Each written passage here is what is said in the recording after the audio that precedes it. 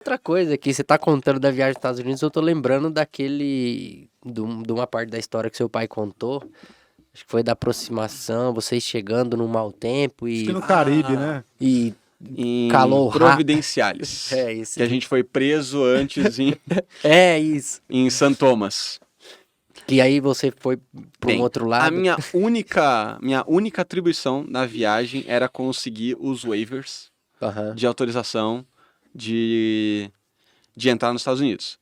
Porque é relativamente um processo simples, né? Você entra no site, cadastra todo mundo, passa os passaportes, né? Passa por onde você vai e 30 dias depois chegou um adesivo que você cola no avião Uhum. e lá você especifica a data que você vai Entrar. adentrar no território americano. Uhum. E você tem uma margem de 24 horas para mais ou 24 horas para menos. E aí o que aconteceu naquele dia? Não lembro muito bem a história que foi passada no outro podcast, ou só vou complementar. A gente decolou de Georgetown Aham.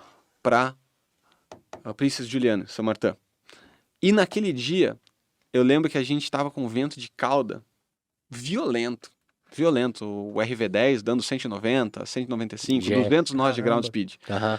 Então, foram refeitas as contas durante o voo e a gente falou, pô, em vez de pousar em Saint Martin, vamos pousar em St. Thomas.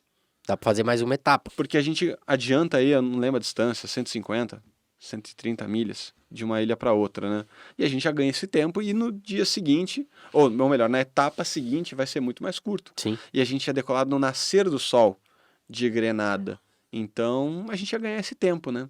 E ali na linha do Equador, todo mundo sabe que no final da tarde o tempo fica ruim, né? Até Sim. hoje, se você vai para Belém, você marca de Sim. jantar antes ou depois da chuva.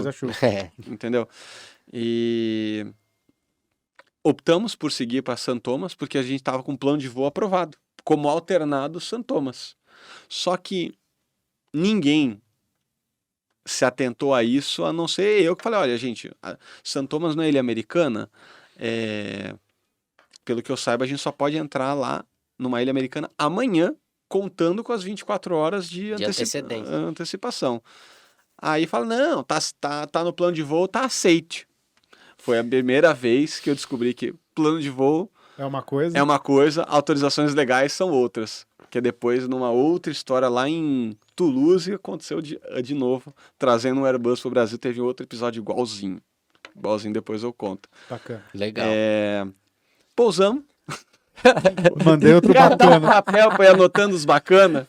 Vou fazendo um quadradinho Vai aqui. pagar uma cerveja cada bacana. E... Sacanagem. aí a história que meu pai acabou contando. Pousamos Sim. lá, vai todo mundo pra salinha e um abraço.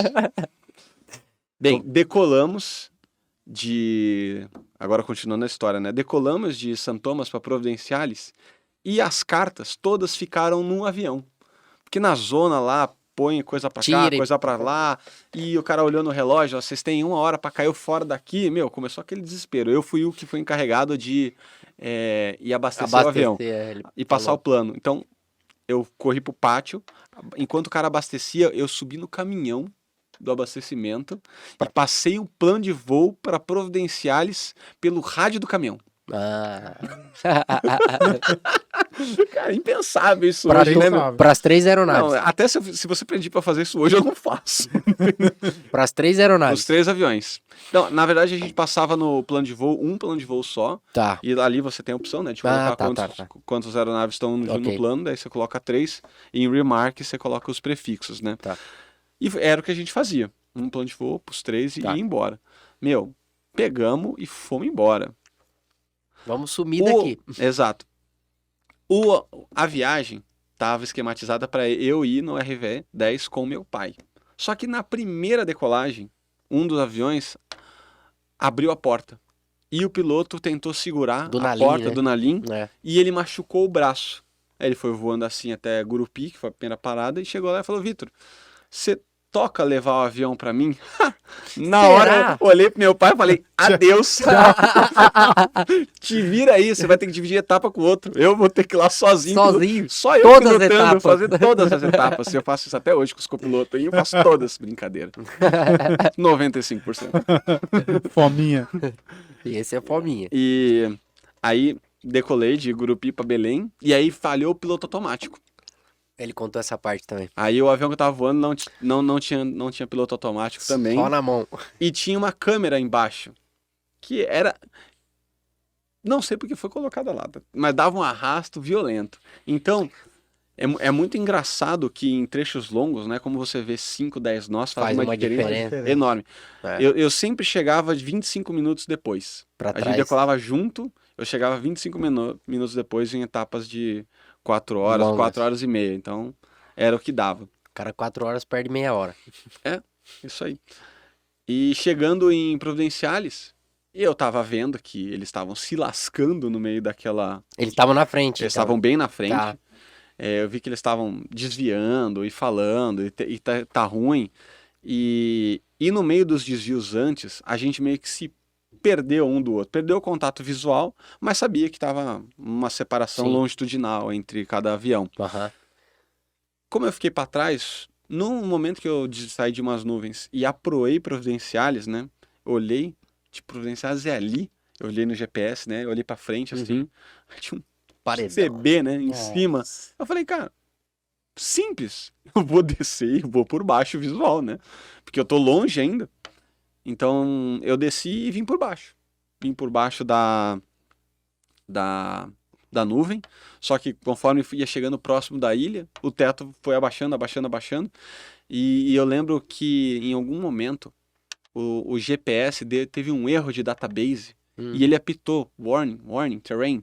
E eu peguei e subi, né? Óbvio. E entrei pra dentro da nuvem, balançando pra caramba. E do meu lado tinha os outros dois que estavam comigo, tipo, me olhando assim. Onde esse menino vai? Aí, bem, chamei o controle Providenciales e perguntei as condições. Ela falou que tava ventando uns 36 nós e o teto devia estar uns 300 pés. Tentei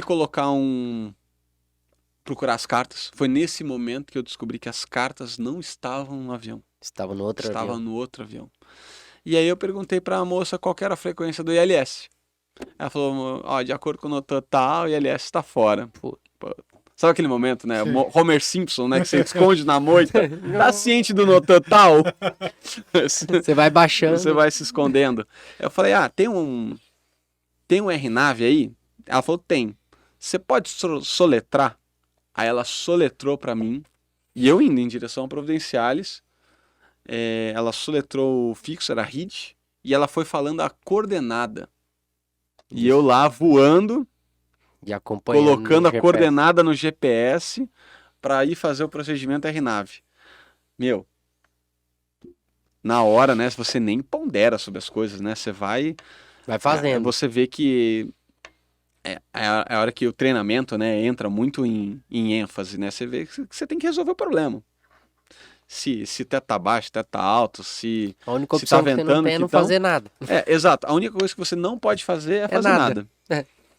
E resolver o problema. Exato. Tem que resolver. E nesse meio tempo, indo para esse fixo, né? E o meu cross-check de que tinha dado certo foi que do fixo até a pista tinha dado a proa da cabeceira. Tá. Tinha dado tipo 105, a cabeceira era 10 em Providenciales. Uhum.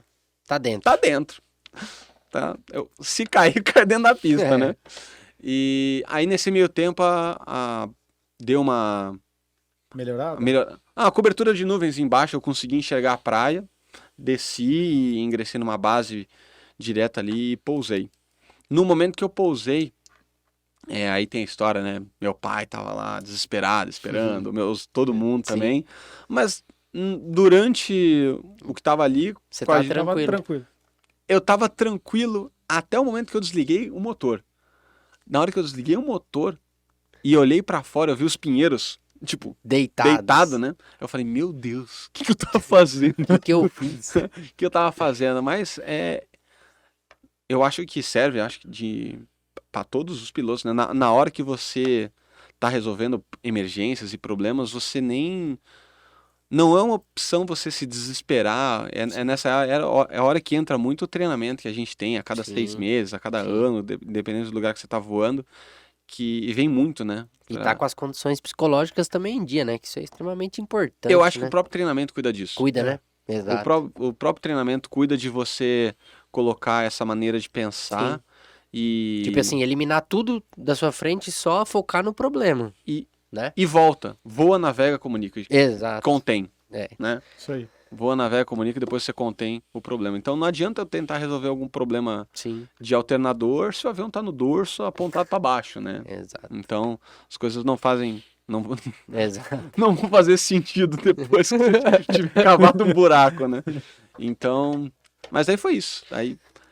Dia seguinte a gente fez um voo de teste lá para desentupir os pitôs e vambora. fomos embora para Oshkosh.